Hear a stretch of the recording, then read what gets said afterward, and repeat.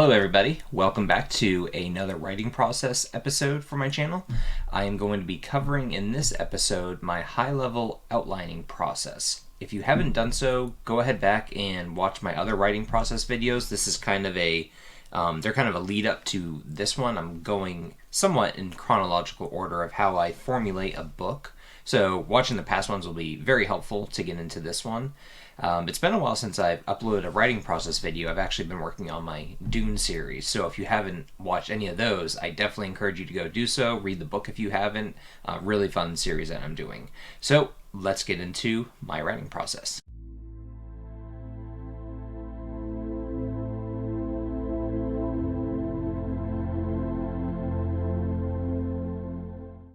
Just as a little mini introduction in case you haven't watched any of my videos before, my name is Alex Jagir. I'm an epic fantasy writer, and the purpose of this YouTube channel is to promote my writing, give you my writing process.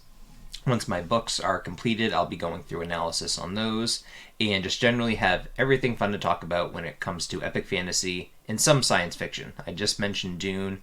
Dune is one of those special ones where I think has an epic fantasy element to it, and so that's why I am covering Dune.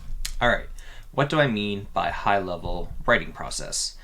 Well, as I've talked about before, I am an architect when it comes to writing, so I can't just sit down at the table, have a general idea of where I want the story to go, and then just start writing. I have to really have an understanding of the story, the characters, the big plot points, and even the ending of the book where I want it to go. I have to know all of that before I even start outlining, really. I've already thought about a lot of the story elements and beats in my head.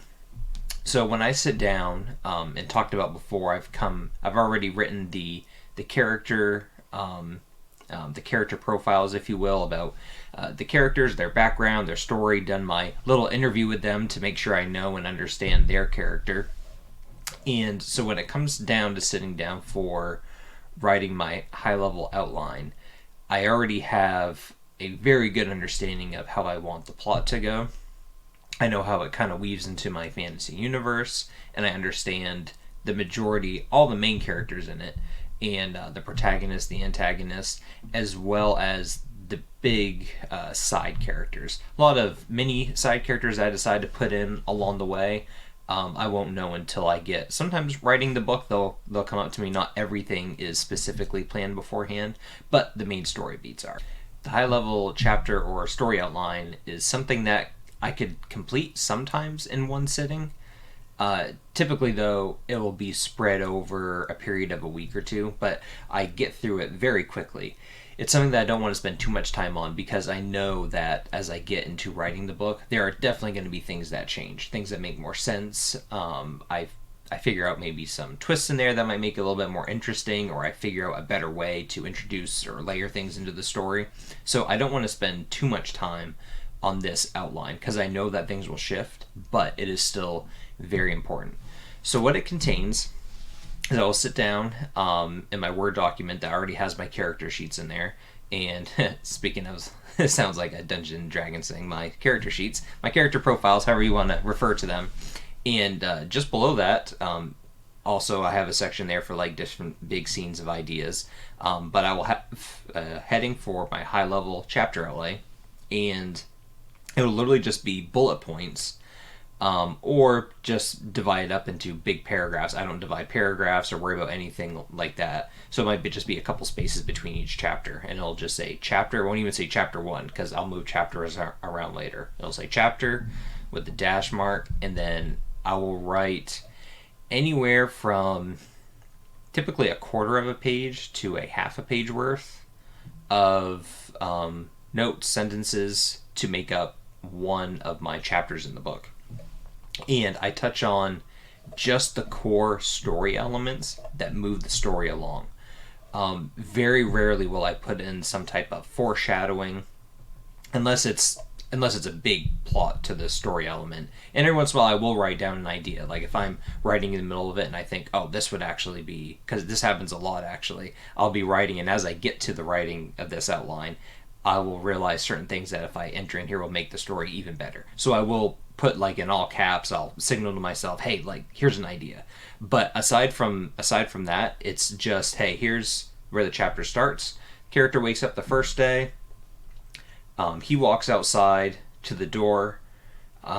He sees a dead body there, and then he sees a mysterious shadow running away. He chases it, but he falls because of some type of trap that was set for him, and then he can't hunt down the figure that killed this person, and that's the end of the first chapter or the prologue or whatever it is. And so that's an example where I miss several descriptors. The person wakes up. Where does he wake up? What does his room look like? Does he do anything before he gets out? Does he have a nice, well-balanced breakfast? What is he wearing? Is he some type of like warrior hunter? What's his demeanor for it? So a lot of those things I will skip. It's literally just to hit the story beats. Here's what happens. Here's how the chapter begins. Here's what happens. Here's how the chapter ends. As I do get later into the story, towards the end, the last probably third of the book, my chapter descriptions will get longer. They could get up to a half a page to even sometimes a full page. I think it's because as I get to the end of the book and I see it all coming to the end, I'm in the writing mode and I'm just writing, and really making it a little bit more descriptive than at the beginning. The beginning is more or less, I kind of know already and thought through it a lot. So it's simple things. And then towards the end, once the story is really forming in my mind because I'm getting it down on paper, so to speak, then I tend to layer in a lot more detail. Not detail like the table was shaped this way or the sword was this length, but just story detail, the moments that I think are important to hit. So that's kind of the general way that I do that. Going back, I kind of touched on it a little bit before, but throughout this whole process, I do have a section in my Word document for my book that's titled Scenes/Ideas. So as I'm writing, unless it's a quick note where I just put all in caps to remind myself later on, I will put scene ideas up above. I might not know where the scene takes place in the book, or it may not even end up in the book at all, but I'll think of something really cool to add in to a certain part of my book or with a certain character, and I'll think that'll be really fun to use possibly at some point, and I'll go up and I'll write a descriptor of it. Sometimes that might be a one sentence, hey, here's a cool idea. Sometimes it might be a full scene fleshed out where I know I want to use it, and it might take up a half a page because I really want to get down what I thought in that moment. So I do have a separate section for that helps later down the road when I'm writing the actual book.